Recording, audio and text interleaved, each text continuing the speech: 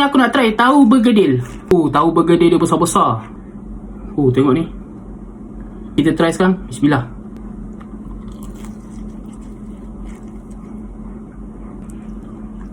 Inti dia serius betul-betul banyak. Aku kalau makan tahu bergedil ni, aku suka buat macam ni tau. Dah tengok inti dia apa semua kan. Bau betul. Tuang pula cili dia ni kan. Buat ni.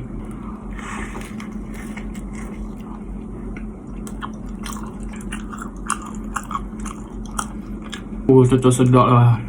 Rugi aku beli 4 biji, 6 biji je. Memang serius sedap kicap dia ni kan. Kicap pedas dia ni.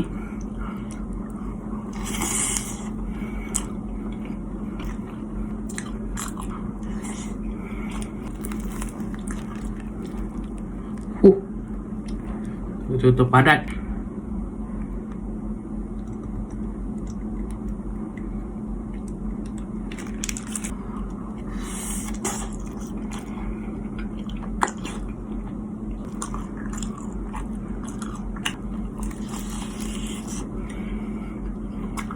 Apa-apa pun memang sedap.